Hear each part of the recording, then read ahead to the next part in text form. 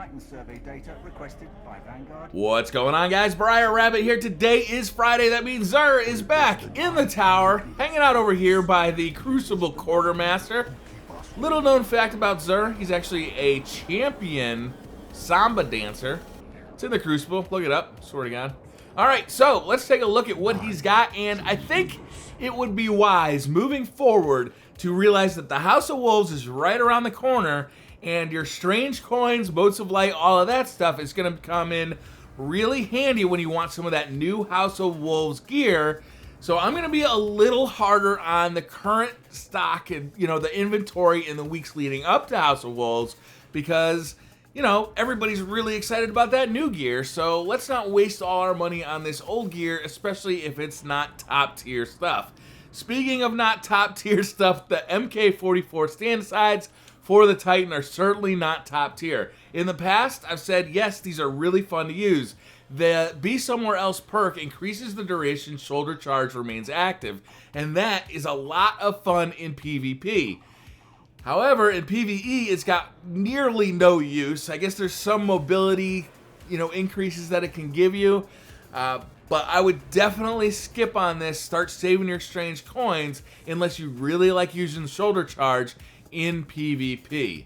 Alright, next up for the hunters, we got the Crest of Alpha Lupi. So this one's got special weapon ammo, it's got hand cannon ammo, it's got Keeper of the Pack. You revive fallen teammates faster and they revive you faster. Your super also spawns additional orbs for teammates. So in 3v3, this is actually a really good piece of chest armor. If you're not a 3v3 player, you might want to look somewhere else.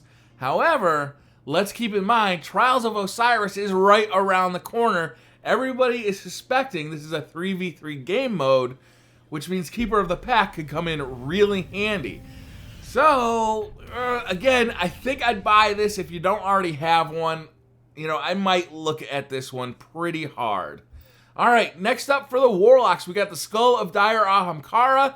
This is a must-buy. If you don't have the skull yet, you gotta pick this one up. It's a wonderful helmet. It's really fun to use. Its perks really work well together. We got Energy Projection, Increased Grenade Throw Distance.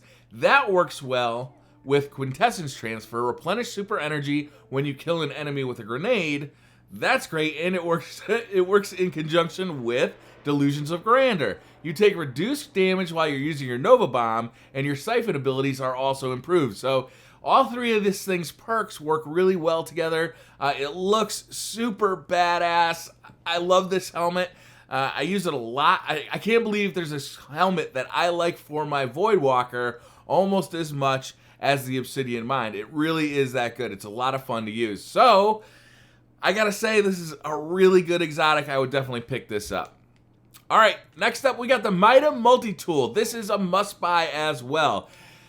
It is one of my favorite guns in all of Destiny. It looks modest, but it really has some really cool tricks to it. So, first of all, we get Third Eye. Radar stays active while aiming down this weapon's sights. That is a really good perk. Next, we got Mida Multi-Tool. This weapon boosts move speed and fires on a hair trigger. The move speed is enormous. This thing is great for PvP. It's great for certain areas of PvE. You'll see a lot of people running this for the Abyss section of PvE because you can just move so much faster even when you've got Weight of Crota on top of you.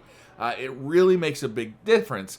In PvP, especially when Inferno mode is turned on, this thing just allows you to get behind your enemies so much faster, to run those flanking loops much, much faster and get to places where your enemy just doesn't expect you to be so quickly. I really recommend Mida Multi-Tool. It's a really good weapon. It also has this stagger ability that really, it throws people off. And I don't know, it's one of them, in my opinion, it's one of the most underrated guns in all of Destiny. It really is an exotic weapon and it really acts like one. It's just a fantastic weapon. I highly recommend picking it up. Alright, then of course we can get the Exotic Shard and the Exotic Body Armor Engram. So if you want to gamble for a new piece of exotic body armor, this is your Huckleberry. Upgrade equipped exotics. Okay, so if you don't have an upgraded Acleophage Symbiote or Mask of the Third Man for your hunter, you want to upgrade both of these. Mask of the Third Man actually has a really nice intellect roll on it this week. These are both your top tier hunter exotics right now, so you want to upgrade these.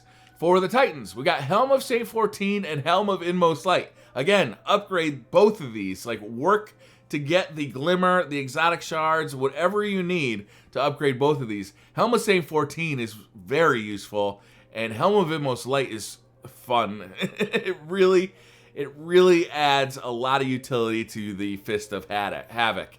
All right, next up for the Warlocks, we got Light Beyond Nemesis and Heart of the Praxic Fire. Between these two, I would go with Heart of the Praxic Fire, but Light Beyond Nemesis, I'm going to kind of warn you, the same thing I talked about with Crest of Alpha Lupi, revive teammates faster. We know that Trials of Osiris, or we think Trials of Osiris is going to be a 3v3 game mode. We don't know if there's going to be rezzing in it, but if there is, stuff like this really comes in handy. So, you know, upgrading right now, it's a little iffy. Do you want to upgrade now with Xur being the way he is, or do you want to wait till the new upgrade economy happens post House of Wolves? You know, it's really up to you. I like to be ready for the new content, so I'm trying to get everything as leveled up as I can so I can just jump into the new content and start running.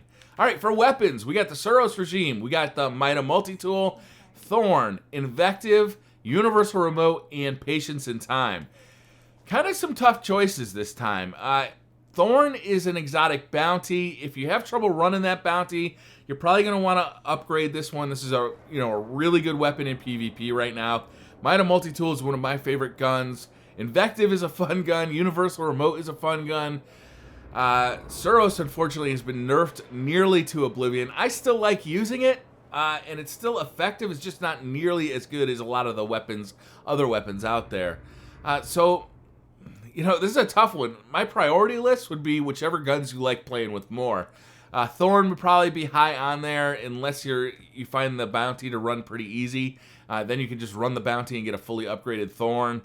Mida multi-tool, I would look hard at which is cheaper, actually upgrading it or buying a brand new one.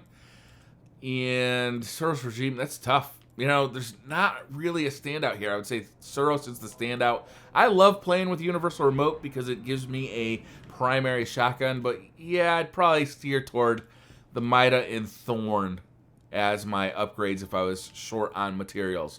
All right, for Curios, we've got auto rifle telemetry, shotgun telemetry, machine gun telemetry. So if you want to upgrade any of those three types of weapons faster, this is the way to do it. Plasma drive and emerald coil to upgrade your blue rare sparrow to a legendary and change the color of the contrails. And of course, we got heavy ammo synthesis.